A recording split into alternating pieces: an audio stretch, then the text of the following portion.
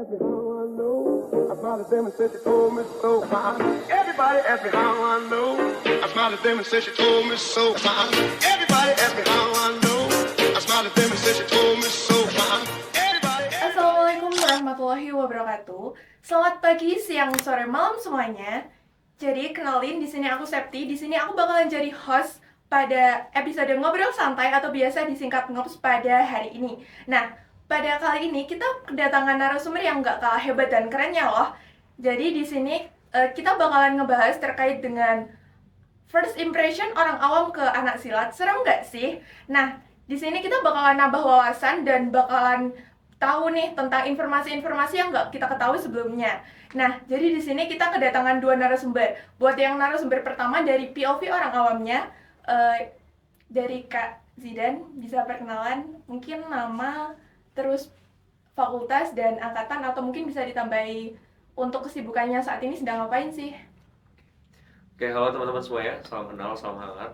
Nama saya Azhar Zidan. Teman-teman biasa panggil aja Zidan. Saya dari FISIP angkatan 2022. Kalau kesibukan setidaknya mungkin 2 sekarang gitu kan ya. Sekarang lagi ya bantu-bantu di BEM FISIP sebagai presiden BEM FISIP tahun 2025 dan juga sebagai penerima beasiswa Bank Indonesia.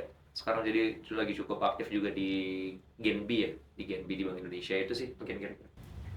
Boleh nih, buat Kak Zidan gimana sih kabarnya buat datang ke episode Ngops pada kali ini? Tentunya sangat-sangat antusias banget ya, apalagi ngobrolin soal pencak silat dan sebetulnya nggak yang asing banget sebenarnya dengan hal ini, jadi sangat-sangat antusias.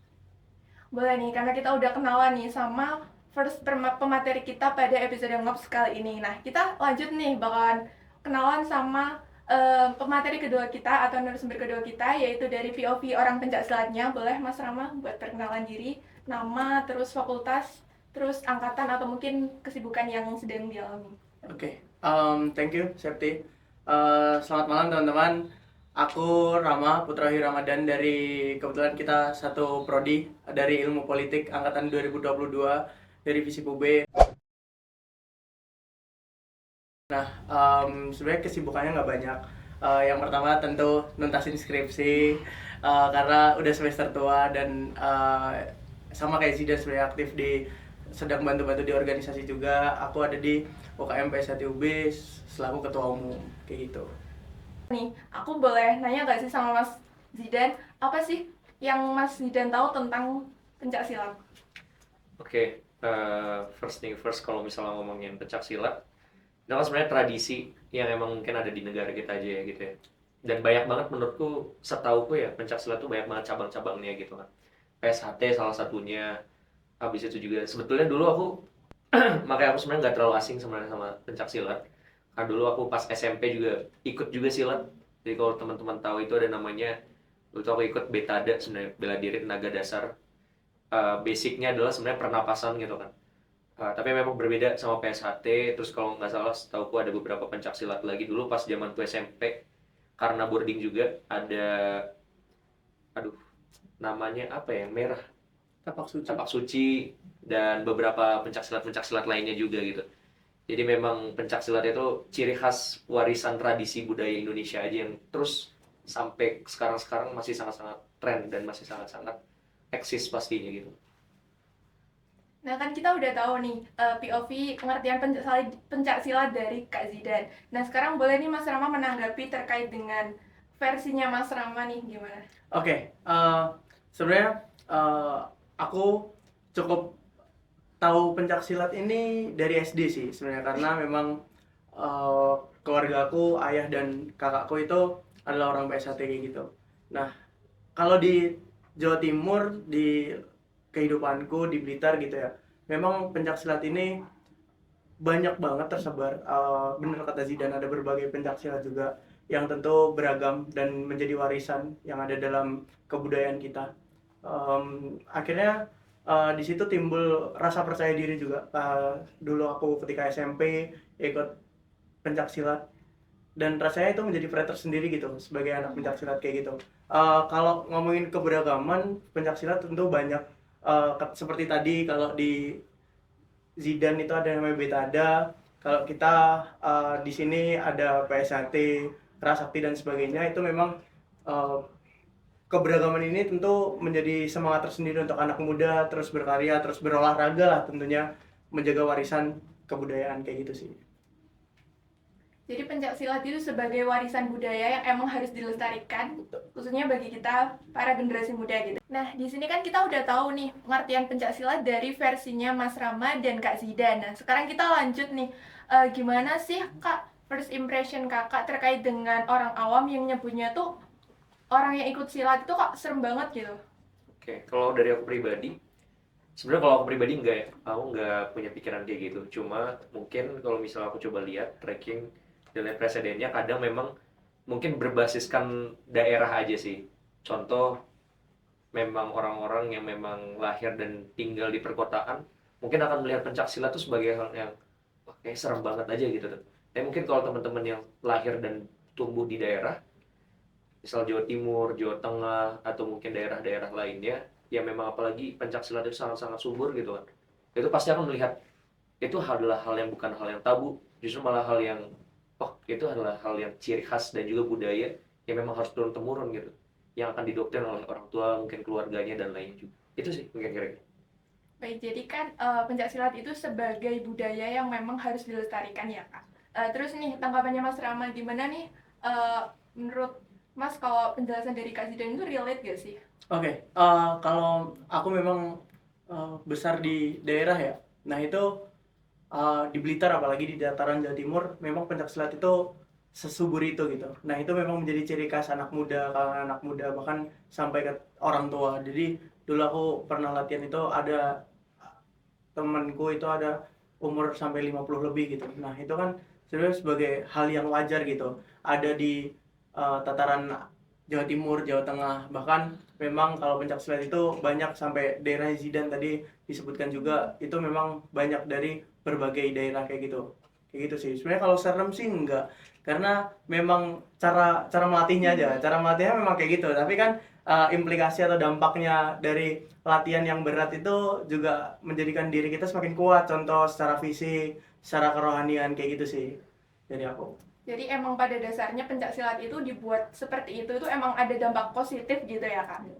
Nah sekarang kan kita udah tahu nih pengertian pencak silat dari dua point of view yang beda. Nah sekarang aku mau tanya nih ke Kak Zidan, gimana sih apa yang Kakak tahu tentang sisi negatif dari pencak silat itu sendiri? Yang aku tahu ya, sisi negatif dari pencak silat yang pasti adalah harus akhirnya meluangkan waktu yang begitu lama sebetulnya gitu. Karena untuk bisa tumbuh, berkembang dan maksimal di pencak silat itu kan nggak bisa yang cuma 1 minggu, sebulan, 2 bulan, 3 bulan, 6 bulan aja gitu. Bahkan setahun aja masih kurang gitu. Mungkin kalau di PSHT setahun itu baru dari akhirnya dari menjadi warga gitu kan ya. Belum untuk betul-betul akhirnya bisa maksimal. Dan namun itu justru menurutku kekurangan yang akhirnya menjadi kekuatan aja sih. Yang akhirnya dari hal tersebut dilihat juga kan konsistensinya, kita belajar terkait konsistensi, kita belajar terkait bagaimana komitmen, tanggung jawab yang akhirnya dibentuk dan di build yang ada di pencak silat itu sih yang kira-kira. Jadi menurut Kak Zidan itu sebenarnya kekurangan yang bakalan jadi kelebihan dan kekuatan gitu. Kalau dari Mas Rama nih gimana? Oke, sebenarnya untuk menjawab pertanyaan itu jelas tentu waktu ini memang justru menjadi tujuan gitu. Gimana siswa dibentuk itu memang perlu proses yang lama. Menurut saya ketika akhirnya si siswa ini dibentuk semakin lama, mungkin 2-3 tahun, dan bahkan kalau dari daerah saya itu ada yang sampai 4 tahun untuk menjadi atlet profesional, itu memang seharusnya sudah seperti itu gitu. Untuk latihan dan porsi latihannya memang akan selama itu untuk waktu. Nah mungkin ketika akhirnya kita ngomongin wasting time dan sebagainya, karena kalau di tataran kuliah memang waktu ini akan sangat berharga ya, apalagi punya tanggungan akademik. Itu menurutku memang harus pintar-pintar untuk membagi waktu. Karena memang tujuan dari pencak silat memang kekuatan fisik yang justru itu tidak boleh untuk disebarluaskan atau dipakai berantem seenaknya, itu kan nggak boleh kan. Nah, itu memang ditempatkan atau digunakan pada waktu-waktu tertentu yang mungkin pasti dan itu bisa dibutuhkan. Nah, untuk urusan waktu yang seperti yang dikatakan Zidan itu benar, memang itu akan menjadi kekurangan, tapi akhirnya menjadi uh, justru kekuatan gitu untuk kita anak-anak pencak silat bisa memperkuat diri, memperkuat kerohanian kayak gitu. Itu memang butuh waktu yang lama, dan bahkan untuk menjadi atlet profesional pun sampai sekarang ada yang dari SD sampai sekarang itu masih latihan kayak gitu. Yang mungkin itu butuh waktu 10 tahun lebih gitu untuk membuktikan bahwa pencak silat tidak seburuk itu kayak gitu. Nah, tadi kan kita udah tahu nih penjelasan 2 poin terkait pencaksilat yang sisi negatifnya itu. Nah, sekarang boleh nih dari Mas Rama bisa dijelasin pandangannya Mas Rama. Oke, kalau terkait konflik antar perguruan ya dan konvoy gitu, terutama kan kalau di daerah Jawa Timur, Jawa Tengah kan pekat akan hal itu ya. Nah, jadi menurutku kalau ketika akhirnya kita ada konflik antar perguruan, kita harus tahu sebab akibatnya dulu. Nah, kalau kita di PSHT ya terutama ya, ibarat alma materku sendiri sebagai warga PSHT, tentu ini bukan sebenarnya hal buruk juga, tapi tentu sebabnya ada pride yang kita harus pertahankan gitu. Kalau di PSHT ada namanya semut irang, kita dijulukin semut irang, namanya itu semut hitam.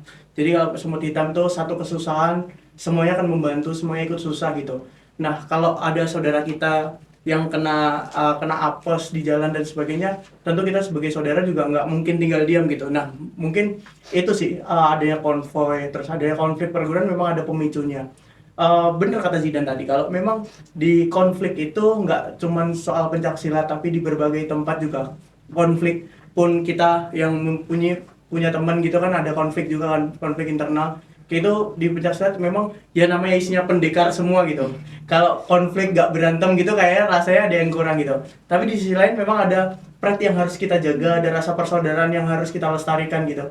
Nah, akhirnya itu yang menjaga dan membuat PSHT itu juga semakin besar kalau ada hal-hal kayak gitu. Sebenarnya kalau konvoy mengganggu sih pasti mengganggu ya untuk orang-orang yang dilewatin. Tapi kan itu setahun sekali gitu di setiap pengesahan kayak gitu. Itu biasanya kan diselenggarakan di bulan Suro. Jadi aku sebagai warga PSHT inginnya sih tetap menjaga kelestarian itu gitu. Karena mungkin aku yang ada di jalan, tapi untuk teman-teman yang mungkin di luar PSHT dan rumahnya sampai dilewati, aku bisanya cuma hanya mohon maaf gitu, karena memang hal ini kulturnya memang terus terjaga, memang dinamikanya kan seperti itu gitu.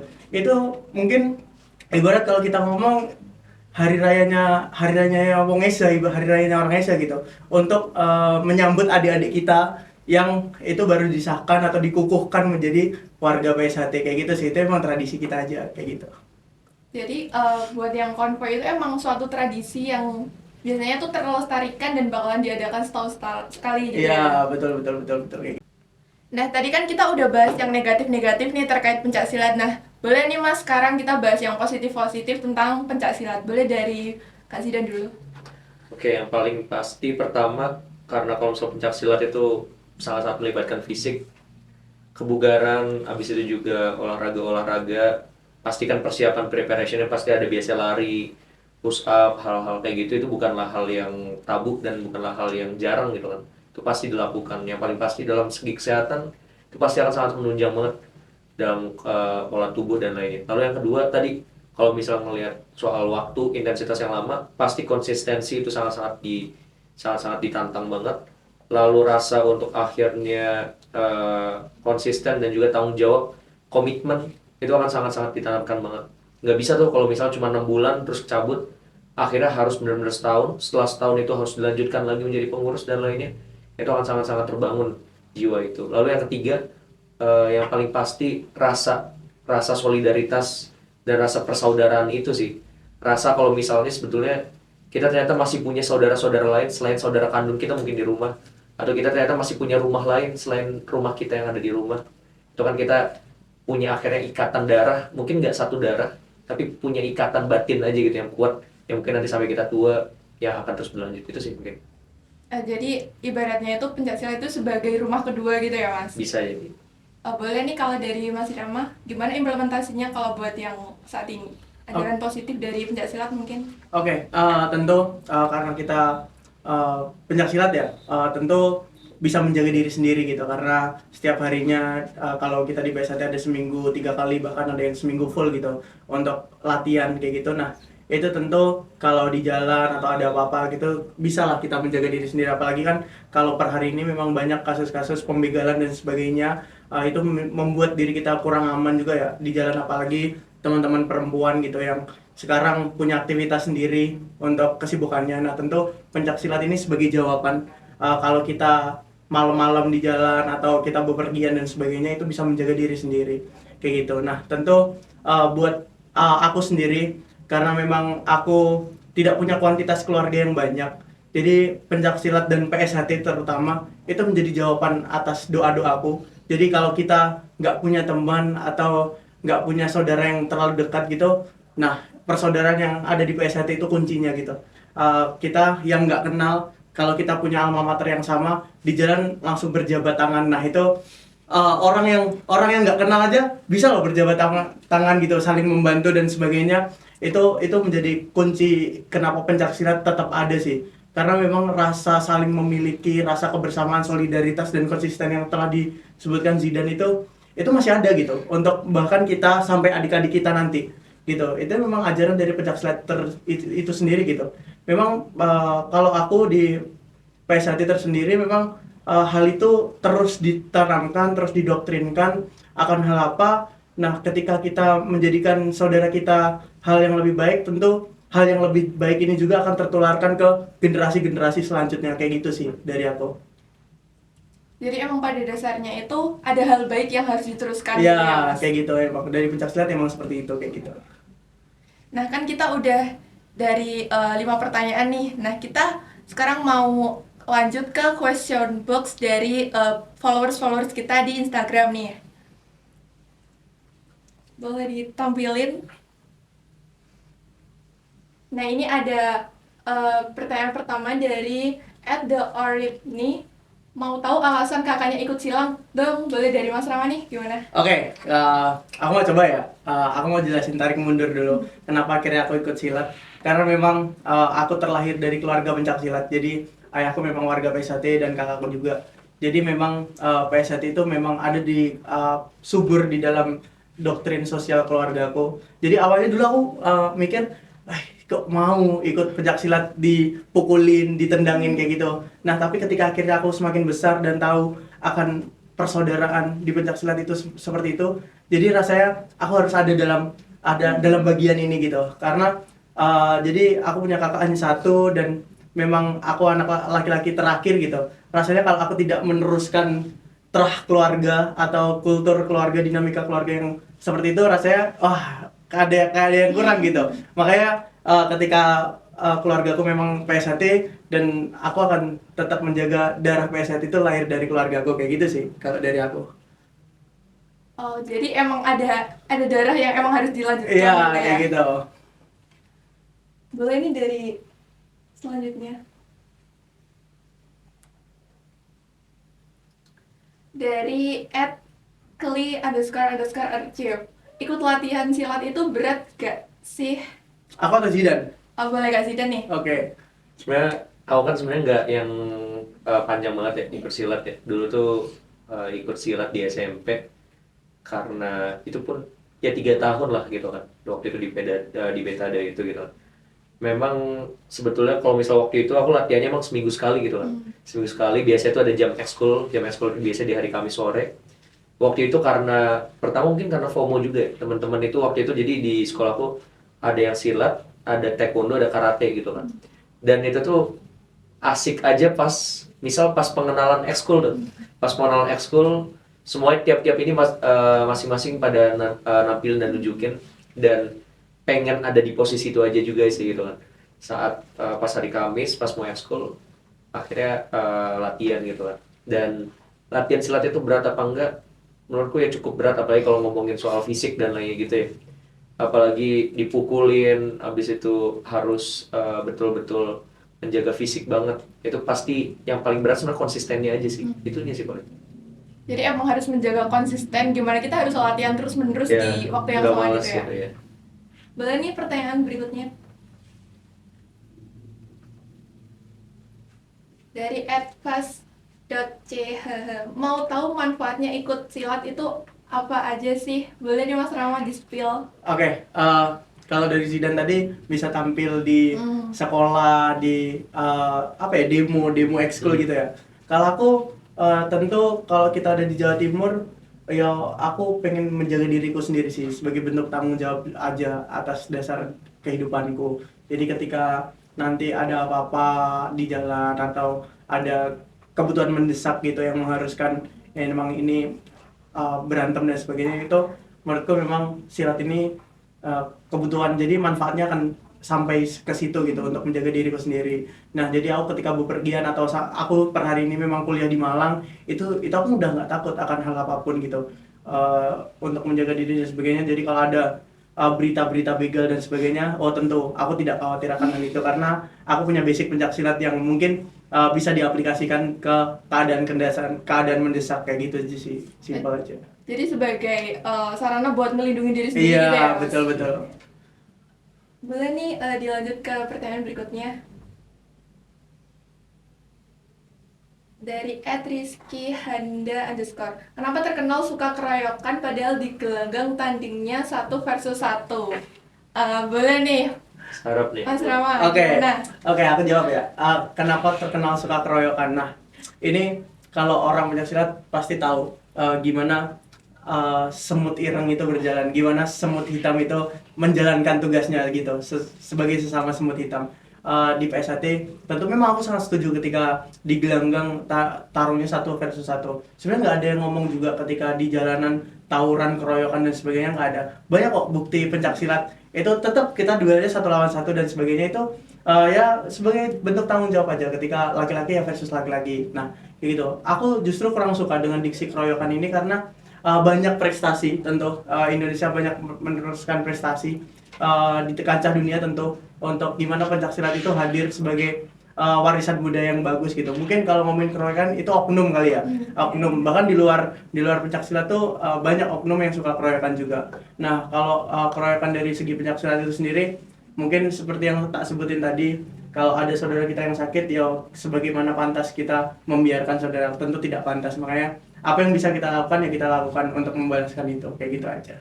Jadi emang pada dasarnya yang terkenal suka keroyokan itu tertentu ya, oknum gitu ya. orang-orang yang tidak bertanggung jawab lah. Karena memang pada dasarnya kan pencaksilat itu kan banyak hal positif Iya, gitu ya. emang ya 1 lawan 1 aja. Kita juga mau kok 1 lawan 1 gitu aja. Boleh nih di pertanyaan selanjutnya. Dari @es_krim_chili_oil. Bagaimana organisasi PSAT menindaklanjuti oknum-oknum yang merusak nama organisasi? Gimana nih Mas? Oke, ini kayaknya aku dicecar pertanyaan ya. Saya dicecar pertanyaan. Ini personal kali, ini personal kayak. Bagaimana organisasi menindaklanjuti? Banyak sebenarnya yang sudah dilakukan organisasi ini. Sebagai mana perkembangan SDM terus dilakukan dalam proses latihannya.